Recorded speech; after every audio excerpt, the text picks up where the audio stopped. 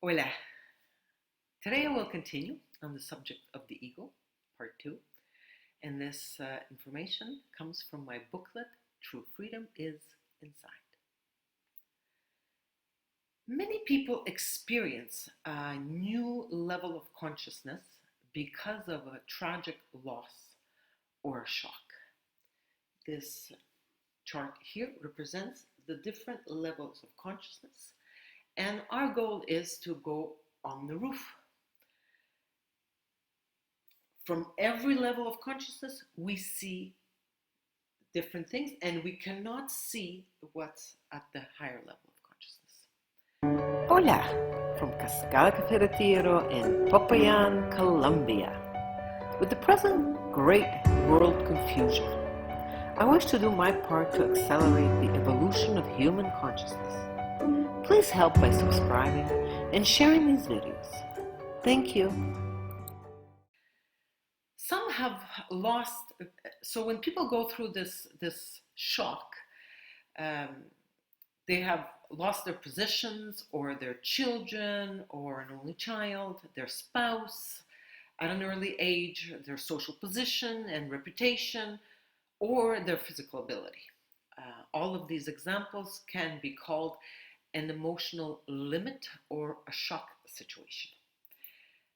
Whatever I had identified with, whatever gave me my sense of self, has been taken away. Not everyone who experiences a shock situation or great loss also experiences an awakening, although it's common. Many individuals create a strong mental image in which they see themselves as the victim, which is very common at this level of consciousness. This victim mentality and the emotion it creates, such as anger, resentment, self-pity, become their new identity. Whatever tragic loss occurs, I either resist or I allow and let go. Letting go means I accept, I consciously welcome the situation, and therefore I take responsibility for my life. Emotional resistance causes an inner contraction. Here we have a chart that represents the philometer, and my whole body is in contraction.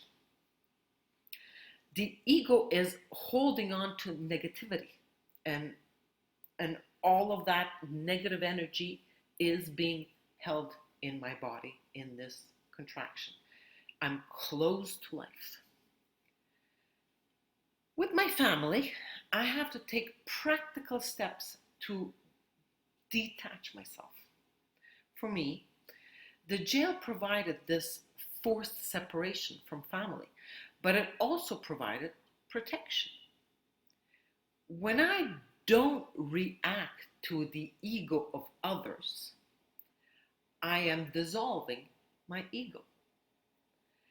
Acceptance of the present moment, the acceptance of jail for me, the jail experience for me in my life, was an opportunity to let go of many of my ego personalities. So we come back to this chart where the representation of the many ego personalities which surrounds my body.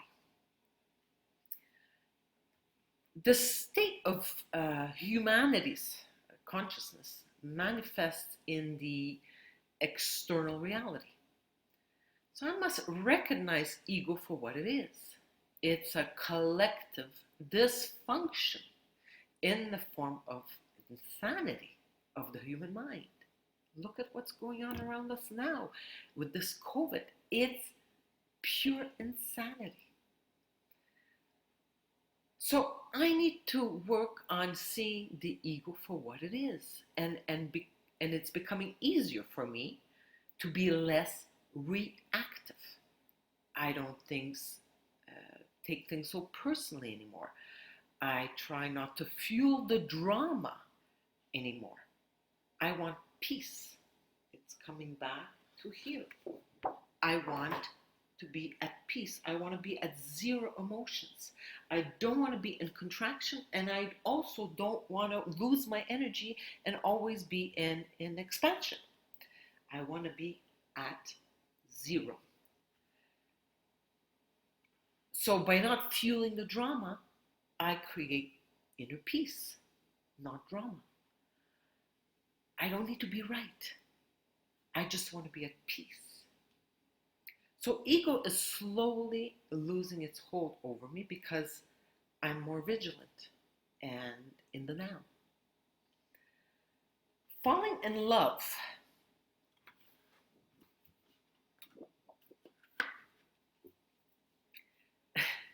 Great representation by Guy.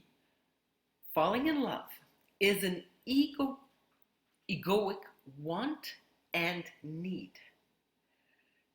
I become addicted and dependent of another person in a codependency relationship.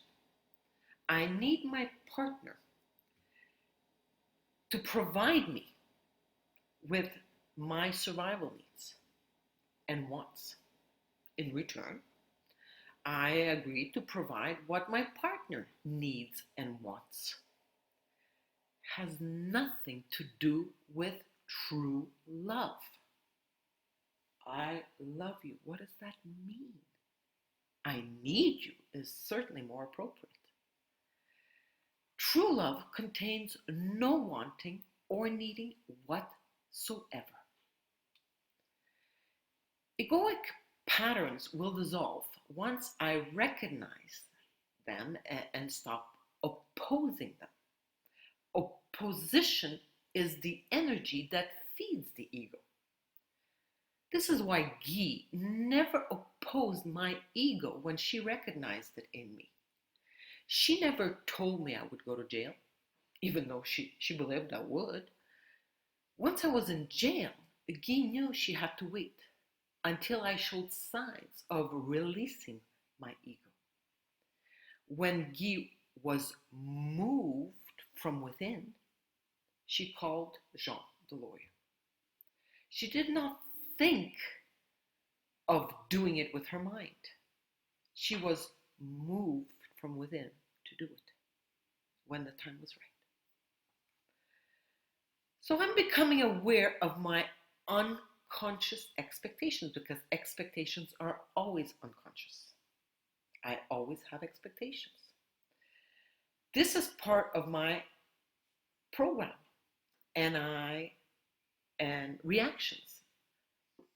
I recognize my egoic needs for parental approval. I want them to understand me and accept me for who I am. My parents will not be capable to disidentify from their role as my parents. And my ego is still uncomfortable with not having their understanding. Their approval or disapproval does not change who I am. But the emotional attachment is still very present, even though my awareness is also present. The family, and specifically parental detachment, is without a doubt the most difficult ego dissolution step. With my children, I must give them space. They're adults now. My responsibility towards them is accomplished. They need space to be. They came into this world through me. I am their biological mother, but they don't belong to me. And they're not mine. I don't hold the belief today that I know what's best for them. I should not have any expectations of how their life should unfold. Therefore, I'm present for my children, even now, while physically separated by many countries. They can write to me, but they don't. They will make mistakes and they will experience suffering because that's what all humans do. I can't stop their mistakes or their suffering. They must learn on their own. Their mistakes may only be mistakes from my perspective. What I see as a mistake may be exactly what they need to do or they need to experience. Letting them go, allowing them to be, is what I must consciously do. This is what my parents have not been able to do. As long as I was a successful dentist, I was respected because this was a positive reflection on the family. Because of my mistakes, I have the opportunity to evolve. Otherwise, I would remain shallow, identified with the lie, the illusion. The jail experience suffering, again, suffering, destroyed a few of my ego personalities. And since there are so many of them, the jail experience dissolved a few of them.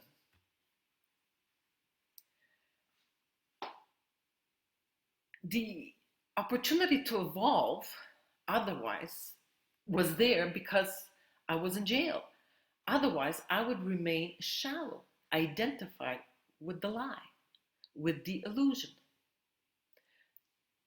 Unconscious suffering will not destroy the ego. It will actually feed it and strengthen it. I serve jail time, yet I'm not a criminal. I'm playing the role of a criminal in order to learn my lessons. There's nothing personal about this jail role. It's just an experience I needed to live. Ego is constantly in search of a high. And we're going to come back to this chart. Ego is constantly in search of a high. But the high is always short-lived. It doesn't stay. I personally know nothing about street drugs. In jail, I learned that cocaine and crack give a very short high. A $30 piece of crack gives a high of just a few minutes. Immediately after this intense high, the user needs another high. The vicious cycle starts and it becomes almost impossible to break. The inmates that I met in jail had no intention whatsoever of stopping their addictions. Their trip in and out of jail was just part of their life. They rest and recover in jail. They put on a lot of weight with the bread and the very high carbohydrate diet. So they have extra fat energy available to them once they're back out on the streets. Wintertime is a very good time to get caught and go back to jail because it's pretty cold out there on the Canadian streets. Ego mind is addicted to the high. The high can come from winning a fight, getting more money, getting a higher social position, accumulation of ownership of things, or the physical drug or alcohol abuse induced high. So for all of these highs, no matter how long they last, eventually the low will come. The low will come. And the ego mind will work very hard to get out of this low at all costs. Sooner or later, the individual is in a position where he must sell his soul to get the high the ego needs. My ego was very strong. The evidence that I have of this fact is the ego opponent that I created for myself. The ego opponent that I created for myself was the government, the collective ego mind of the government. Can there be a stronger opponent than the government? I'm sure it's impossible, because behind the government, there are the oligarchs, the cabal, and behind the cabal is the all-seeing eye, the extraterrestrial malevolent entities. I fought a very good fight in this triangle of hell for many years. After the first 6 weeks of incarceration, my ego kept convincing me to continue to fight, because I was fighting the good fight. I had to expose the enemy, the government, and the culprit, the lies, the manipulation, and the corruption. I believed God gave me this responsibility. Now I finally know I only have responsibility to myself, my evolution of consciousness, and nothing else. In order to gain a greater understanding of what our purpose is, we have to mentally understand what is going on around us. This is a huge process, and meditation is simply not enough.